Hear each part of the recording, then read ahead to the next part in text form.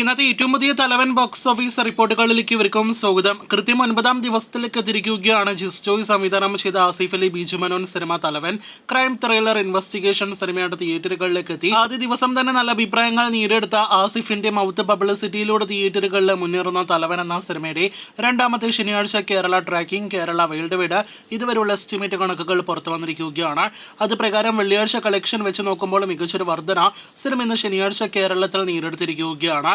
ഇന്നലെ വെള്ളിയാഴ്ച ഇതേ സമയം 35 ലക്ഷത്തിന് മുകളിലായിരുന്നെങ്കിൽ ഇന്ന് 41 ലക്ഷത്തിന് മുകളിലാണ് ചിത്രത്തിന്റെ കേരള ട്രാക്കിംഗ് ഗ്രോസ്. അപ്പോൾ കഴിഞ്ഞ ദിവസങ്ങളിൽ 75 ലക്ഷത്തിന് മുകളിലാണെങ്കിൽ ഇന്ന് സിനിമയ്ക്ക് 80 ലക്ഷം 1 കോടി റേഞ്ചിൽ കേരള ഗ്രോസ് ഉണ്ടാകുമെന്ന് ഉറപ്പാക്കപ്പെട്ടിരിക്കുകയാണ്. ഇന്നത്തെ സിനിമയുടെ ട്രാക്കിംഗ് കളക്ഷൻ വർധന നൽകുന്ന സൂചന നാളെ ഞായറാഴ്ച സിനിമയ്ക്ക് ഉറപ്പായിട്ടും 1 കോടിയിലേറെ കേരള ഗ്രോസ് കളക്ഷൻ ഉണ്ടാകുമെന്നാണ്.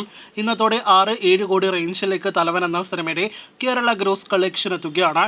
അതേസമയം ചിത്രത്തിന്റെ വേൾഡ് വൈഡ് ഗ്രോസ് ഇന്നലത്തെ ഉൾപ്പെടെ നിലവിൽ കൃത്യമായിട്ട് പുറത്തു വന്നിട്ടില്ല. 10 കോടി കടന്നു എന്നാണ് നാം പ്രതീക്ഷിക്കുന്നത്. ഇന്നത്തോടെ 9 ദിവസങ്ങൾ കൊണ്ട് 11 കോടിയിലേറെ വേൾഡ് വൈഡ് ഗ്രോസ് ആണ് തലവൻ എന്ന സിനിമയുടെ വേൾഡ് വൈഡ് കളക്ഷനായിട്ട് പ്രതീക്ഷിക്കുന്നത്. അങ്ങനെ ആസിഫ് അലി നായകനെത്തി ഈ വർഷത്തിലെ ആദ്യത്തെ സിനിമ തിയേറ്ററുകളിലെ വിജയത്തിലേക്ക് പോകുകയാണ്. ഈ വർഷം ഇതിനു മുന്നേ 2 സിനിമകളിലാണ് ആസിഫ് അലി ഗസ്റ്റ് റോളുകളിലെത്തിയത്. ബിജു മനോന്റെ ഈ വർഷത്തിലെ രണ്ടാമത്തെ സിനിമ കൂടിയാണ്.